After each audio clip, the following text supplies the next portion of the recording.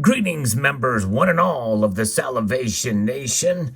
By looking at this title, you're probably thinking the only way to get there is by investing. In other words, taking a small number, such as $1, and growing it through investing to $100. But alas, what this strategy I'm going to point out to you is not about growing your dollars. It's about growing your wealth. Let's explore. I'm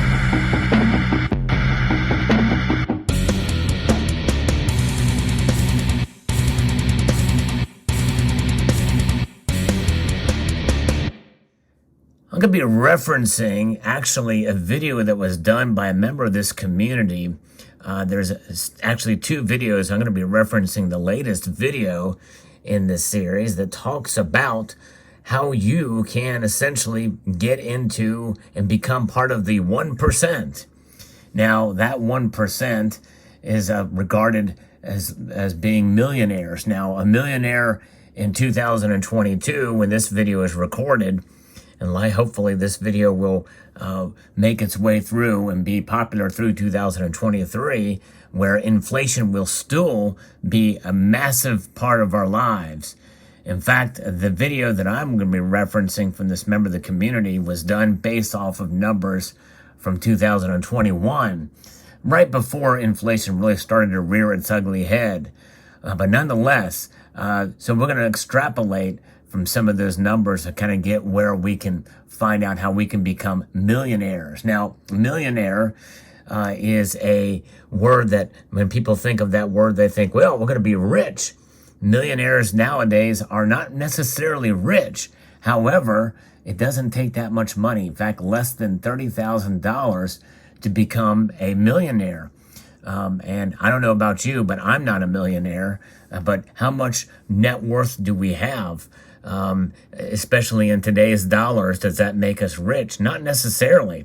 Even though I don't fall in that category in terms of the value of my assets, at least the value of the assets that most of the world and society, especially Western society, considers as of something of value, I would not be there. However, by this other measure that I'm going to talk about, I am there, and you can be there too for less than $30,000.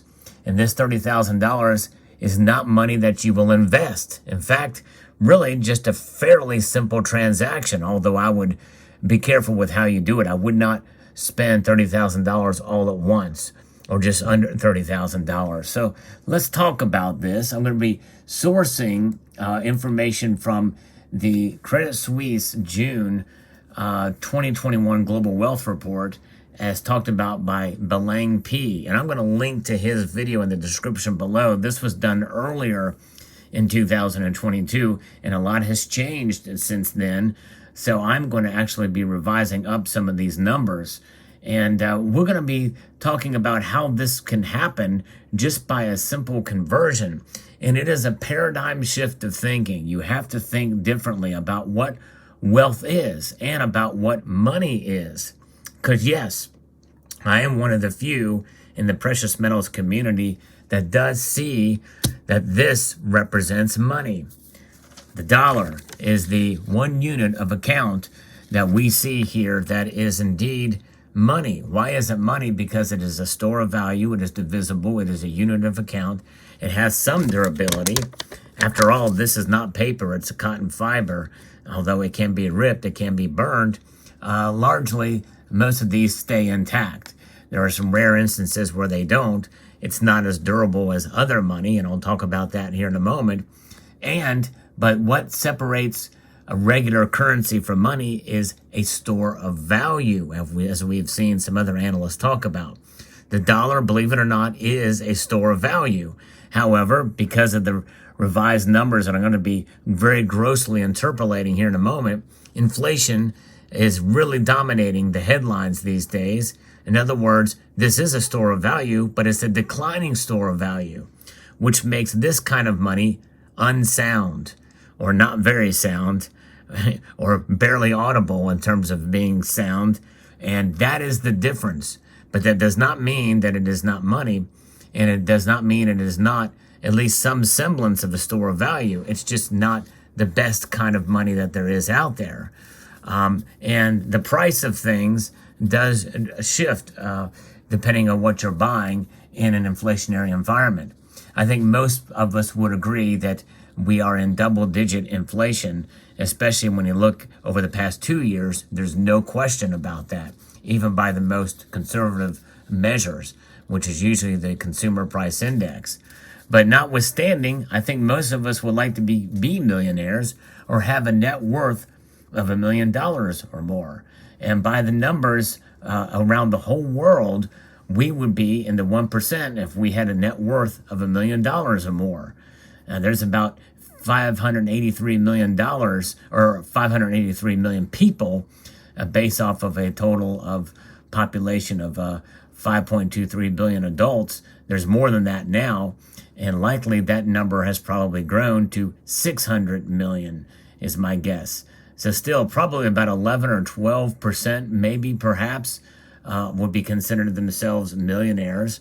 And so when you take that into account of these adults and $418 trillion of total wealth, at least then, now likely because of inflation and because of quantitative easing and easy monetary policies across most central banks, all central banks actually, likely that number is greater, although we are seeing some pullback. So we may still use those numbers because of quantitative tightening that's occurring. In other words, you're seeing many central banks tightening and raising interest rates, which means that there's less money in circulation. Although some of that money should be destroyed, I don't know that it is, but let's just say it's not circulated. So we'll kind of stick with those numbers. So then we look at the amount of gold that is above ground today, and total gold above ground is about 6 billion ounces. Now, it may be a little bit more than that now, but essentially, when you take a look at the population that has probably increased since this report was done, likely that's going to be probably about 1.1 ounces per adult. Maybe a little bit less, I don't know. But anyways, so essentially you divide that out to $70,000 of wealth per ounce of gold when you do the math on that. And he explains that in his video, and I will link to it again in the description or end screen, one or the other in this video, so you can see where he got his math on it. And I think that's a fair assessment. This gives you a different paradigm of paradigm shift of thinking here. So when you take that into account, with that $70,000 of wealth per ounce of gold, that would be equate based off of today's gold price, which is probably less than what it was when the video was made. His video was made to, I would say, guesstimating about 15 ounces of gold. And so if you convert, not invest, but if you convert, that's where you get 1, 2, 3, 4, 5, 6, 7, 8, 9, 10, 11, 12, 13, 14, 15 ounces of gold.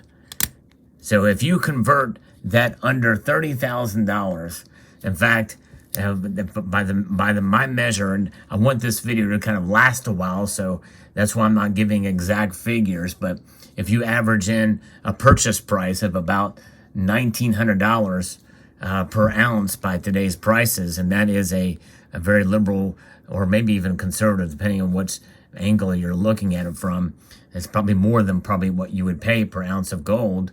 That's about $28,500. And so that is well under, I think, most people's salaries these days. And so that's an annual salary of probably some of the the more service-oriented jobs that you would take full-time or what have you for an annual wage. For 15 ounces of gold, you could be a millionaire by that math. And that is a way of measuring wealth. And that is the key here, folks. It's not investing, it's measuring wealth. wealth, as is the case, would be for what gold represents. Gold is true wealth. It is money and has been money for thousands of years. The Bank of International Settlements has recognized it as such. It has recognized it as a tier 1 asset on par and equal to cash. Central banks around the world hold this metal as a way to protect themselves against economic instability and crisis with their currencies. And there is a currency crisis, I believe, around the whole world. And so 15 ounces is very doable for a lot of people. And again, I would not advise one transaction to make that happen at any given point in time. Most people can't afford to do that. I know I can't. But over the course of time, you can acquire 15 ounces of gold. And that 15 ounces of gold can serve you as a way to put you in that 1% of around the world in true measured wealth by that calculation. And I think that's a fair assessment to give you an idea as a representative, as a representation of what real wealth is. Because this is sound money. It's solid, sound money. And that always is above paper money. And vast difference between the two. Unsound versus sound. And I think it's incumbent upon us that even if you can't get 15 ounces in a given point in time, or feel like you can't get there, every ounce counts towards it. And so having an ounce of gold in your possession is a good start, or a tenth of an ounce of gold, or a half ounce of gold, or whatever other measure that you may have. Gold, indeed, is has been money. It's stood the test of time, and will continue to do that. So I think that's a fair way to be able to convert, because it really is a conversion. It's a conversion. And even though this 15 ounces right here, if I were to sell it by today's price, yeah, I would get a portion of that, or a percentage of that actual value, because I would be given back a price of it. So in other words, there's no way to really test this in the marketplace. But if you understand how wealth is distributed around the whole world by that video, it will make sense to you. And so that's how to become in the 1% and really be a millionaire in terms of true, hard, sound money. So I hope you found this video insightful. Let me know what your thoughts are in the comment section below. I would like to extend a multitude of gratitude to Belang P for his inspiration for this video. And I want to encourage you all to please rate, share, comment, and subscribe.